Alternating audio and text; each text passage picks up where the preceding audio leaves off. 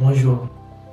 Les milliers d'appendices sont retirés chaque jour dans le monde, mais jusqu'à 30% des cas, ces opérations pourraient être évitées.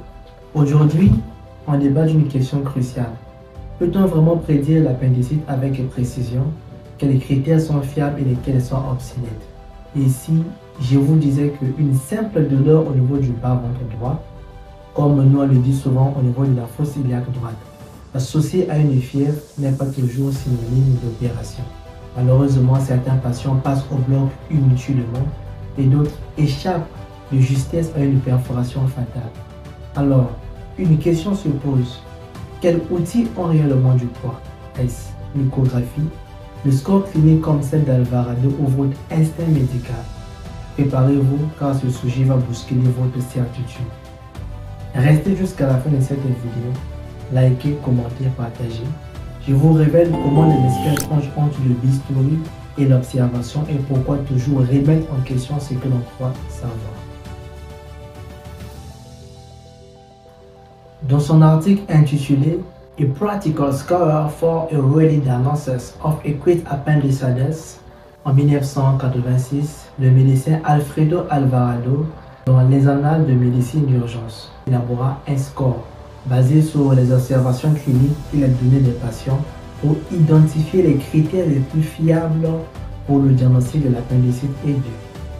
Voici les éléments du score.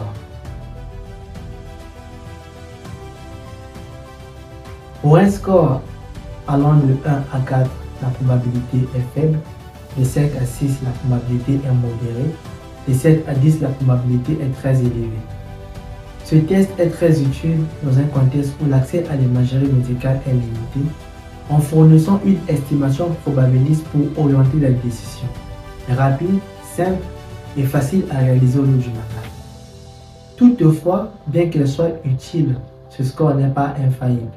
Elle est moins précise chez l'enfant, la femme, ne prenant pas en compte les critères modernes, à savoir les données d'imagerie médicale, avec une spécificité, une sensibilité modeste pouvant conduire à des erreurs diagnostiques. Et c'est là qu'interviennent les recommandations de la Haute Autorité de Santé de 2012, qui intègrent les critères cliniques, ici représentés par une défense en fosse iliaque droite, les critères biologiques représentés par une hyperleucocytose et une protéine ici réactive supérieure à 8 mg par litre, mais surtout les données d'imagerie, à savoir l'échographie et le scanner, pour affirmer avec une plus grande fiabilité le diagnostic de l'appendicite.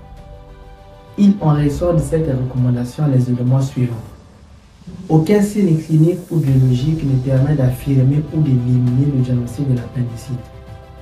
Devant une douleur abdominale, la présence concomitante d'une défense en fosse iliaque droite, d'une hyperleucocytose, une protéine ici réactive supérieure à 8 mg par litre chez l'homme rend le diagnostic de l'appendicite très probable avec une probabilité très élevée. Et l'absence concomitante de trois éléments rend le diagnostic incertain. Donc ici, la probabilité est très faible. Et nous avons d'une part l'échographie, qui est un examen valide, mais elle est opérateur et patient dépendant. Lorsque l'échographie visualise l'appendice, sa valeur diagnostique semble être importante. Mais la non-visualisation de l'appendice à l'échographie ne permet pas d'exclure le diagnostic d'une appendicite. Et d'autre part, nous avons le scanner. L'examen performant permet d'affirmer ou d'éliminer le diagnostic de l'appendicite. Mais son indication doit prendre en considération son caractère irradiant. Dans la pratique, le score d'Alvarado peut être utilisé comme outil d'aide initiale. Elle doit être complémentée par les recommandations de la Haute Autorité de Santé, notamment par les critères d'imagerie et une prise en charge multidisciplinaire.